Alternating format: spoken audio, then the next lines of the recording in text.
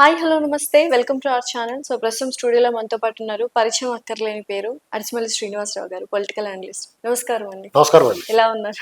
Fine fine. ఏకంగా రామతీర్థంలో రాముడి వారి విగ్రహం తల్లరికేసి పురాతనమైన విగ్రహం అది. దాన్ని చూడటానికి వెళ్ళి వాళ్ళు దారికి అడ్డం పడ్డారు. ఎందుకు అడ్డం పడాలి? ఇవన్నీ లైట్ గా అక్కడక్కడ తెలిసినాయి. ఇక ఏకంగా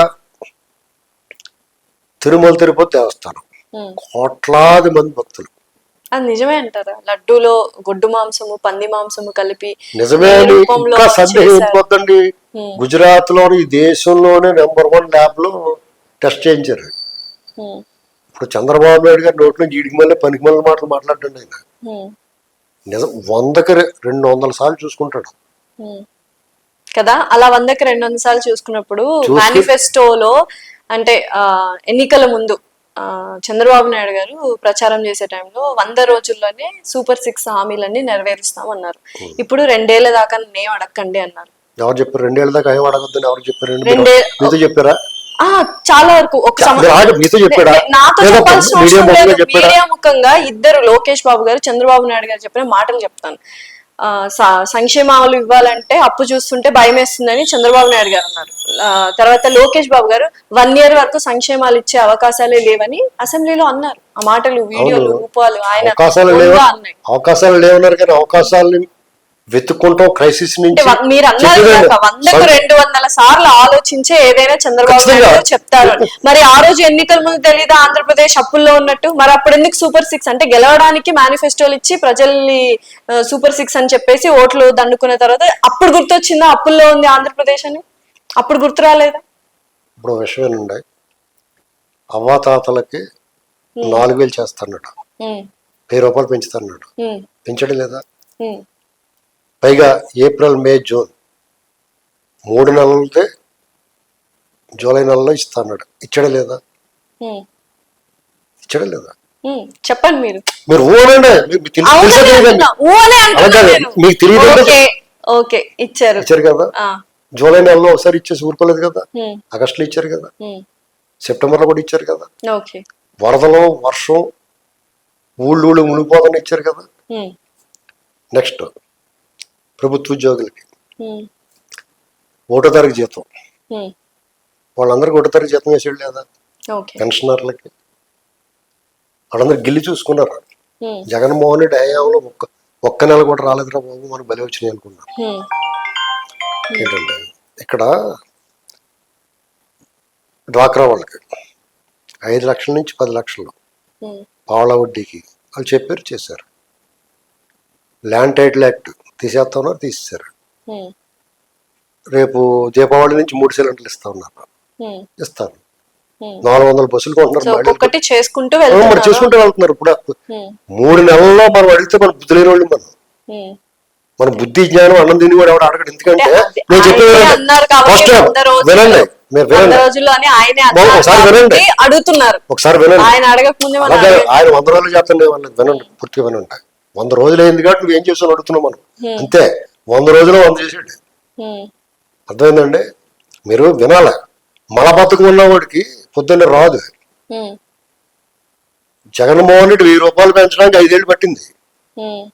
ఈయనకి ఒక్క రోజులో ఫస్ట్ సంతకం పెంచాడు. అన్నం తినేవాడు గడ్డి మాత్రమే తినేవాడు మాట్లాడతాడు ఆయన ఏం చేయలేదండి. ఎందుకంటే ఆడు లేత జామ తోటలో కోతులు గుంపడినట్టు పడి సగం కొరకు సగం పారేస్తారు చూడండి కోతులు. కొత్తిమీర మళ్ళీ ఏనుగులు పంద పడినట్టు అడుగు పందులు పడినట్టు పడి రాష్ట్రాన్ని సర్వనాశనం చేశారు. ఇసుక, మద్యం, ల్యాండ్, శాండ్, వైను, మైను మొత్తం దోసేశారు. ఆఖరి తిరుపతిని కూడా వదిలిపెట్టలేదు. ఏ దొరుకుతుందో నెక్స్ట్ ఏంటి? అవ్వాతాతలకి పెన్షన్ కావాలి, పెంచాడు. రేపు నుంచి వాళ్ళకి ఇప్పుడు ఎవరైతే రేషన్ డీలర్స్ వాళ్ళందరూ పునరుద్ధరిస్తున్నారు.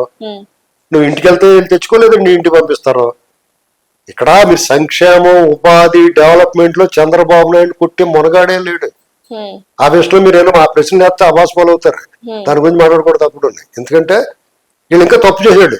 నేను నమ్ముకునే కార్యకర్తలు నువ్వు న్యాయం చేసావా? నీ కోసం పనిచేసినట్టు నువ్వేనా చేసావు అడగండి. ఇంకా అక్కడ ఫెయిల్ అవుతారండి. అంతే తప్ప ప్రజల కోణంలో ఇచ్చిన హామీ నిలబెట్టుకోవడంలో ఆయన మునగాడు. ఇప్పుడు ఆయన కోసం కొంతమంది పని చేస్తారు, మీరే ఉంటారు మైకెట్లకు తిరుగుతారు చంద్రబాబు ఓటేయండి అని, తర్వాత ఎవరు నువ్వు అంటారు. అలాంటివి జరుగుతాయి. అర్థమైందండి? లేదా వాళ్ళు చేసి పొరపాటు చెప్తున్నానండి, అంతకుముందు వైసీపీకి బూట్లు లేకుండా ఉంటారు, వాళ్ళు తీసుకొచ్చి నెత్తిమే పెట్టుకుంటారు, ఇలాంటి పనులు చేస్తారు. ఇప్పుడు ఎగ్జాంపుల్ చెప్పనా, కోడే శివప్రసాదరావు గారు చావుకు కారణమైనవాడు, కోడే శివప్రసాదరావు గారి ఫర్నిచర్ దొంగిలించాడని చెప్పినోడికి ఇవాళ అక్కడ నర్సరావుపేటలో పోస్టింగ్ ఇచ్చారు మున్సిపల్ శాఖలో. అలాంటి పొరపాట్లు చేస్తారు తప్ప వాళ్ళు ప్రజల కోణంలో ప్రజలకు చేస్తారన్నది ఎప్పుడు కూడా వాళ్ళు విస్మరించడం చాలా జాగ్రత్తగా ఉంటాడు ఆ విషయంలో. తిరుపతి విషయం, తిరుమల తిరుపతి దేవస్థానం విషయంలో వాళ్ళు ఓటలు చూడండి ఎలా ఉంటే, జగన్మోహన్ రెడ్డి, సుబ్బారెడ్డి, ఆ కరుణాకర్ రెడ్డి, చెవిరెడ్డి బాబు, వీళ్ళు అసలు దేవుడు భక్తులు వీళ్ళు దొంగోళ్ళు అలా అంటుండే, బంతిపూడి దొంగలు దండుపళ్ళం పేర్చండి, లేకపోతే దేవుడు ఏంటంటే అలా చేస్తారండి. పైగా అంటాడు ఇతను 40 సార్లు మాలేసుకున్నాడు సూపర్ స్వామి అండి. సూపర్ స్వామి అన్న పేరు ఇప్పుడే ఉన్నాను నేను. ఏంటండి నువ్వు మాలేసి వేసుకుని గడ్డం పెంచుకుంటే నువ్వు స్వామి అవ్వవు. అలా ఆవిడేమో బైబిల్ తిరుగుద్దా ఎక్కడికి వెళ్ళానే. ఇప్పుడు క్రైస్తవ మతాన్ని స్వీకరించడం తప్పు కాదు, క్రైస్తవ మతాన్ని ఆచరించడం తప్పు కాదు. ఖచ్చితంగా ఈ దేశంలో ఎవరికైనా ఏ మతాన్ని, ఆ మాటకు వస్తే మేము ప్రతి సంవత్సరం క్రిస్మస్కి మా ఇంట్లో యాంటీ హార్మోనియం పెట్టి ఉంటుంది. ప్రతి సంవత్సరం మా హార్మోనియం పెట్టి తీసుకెళ్లి పాటలు ప్రాక్టీస్ చేసుకుంటారు వాళ్ళు. స్వయంగా మా మిసెస్ వాళ్ళు స్థలం ఇచ్చారు చర్చి కట్టుకోవడానికి, అంత పరమత సహనం ఉంటుంది. అలాగే మేము కలిసిమెలిసి ఉంటాం. అంతేగాని నోటికి వచ్చినట్టు ఒక పని కట్టుకుని ఒక వ్యవస్థని, ఒక మత ఆచారాలని నువ్వు అపచారం చేయటం అనేటువంటిది తప్పు. తిరుపతి వెళ్ళాడు అతను నచ్చదు, ఆ దేవుడి ప్రసాదం తీసుకోబుద్దేది నీకు, నువ్వు వెళ్తా మనం ఇంకోటి పంపించు, మంత్రులు ఉంటారు కదా. భార్యా సమేతంగా వెళ్ళాలి అక్కడికి పట్టుబట్టలు ఇవ్వడానికి. మీ భార్యకి ఇష్టం లేదు, ఆ ప్రసాదం ఇలా చూస్తారు. కుక్క తేనె చూస్తుంది, తేనె వేస్తే కుక్కకే తేనె వేసామనుకోండి, తేనె ఒరిజినల్ లా కాదని పరీక్ష చేయడానికి కుక్క ముందు తేనె వేస్తారు. ఆ కుక్క తేనె నాకిందని కాదు బెల్లం పాకం అనమాట. కుక్క తేనె ముట్టుకోదు, వెనకపోతే తేనె ఒరిజినల్ అని అర్థం. అలాగెల్లా వాళ్ళు చూసి అలా పడుతున్నాడు. దానికి ఏమి స్వరూపానంద స్వామి ఇత్తడి తెప్పేళ తలతల మెరుతోడు చింతపండి తోమితే అలవడుతు స్వరూపానంద స్వామిది వైజాగ్ లో ఉంటాడు స్వామి ఒకడు. ఆడు పిక్పోకడు రా, జీవుడు పడిచిపోడు గతంలోని, ఆడు స్వామి అవతారం వ్యక్తి. ఇలాంటి వాళ్ళందరినీ వీడు రాజశ్యాములు యాగం మళ్ళీని అసలు స్వాములు దేవుడు దండం పెట్టుకుంటా గడాలు పెంచుకుని ఎక్కడో కూర్చుంటారు.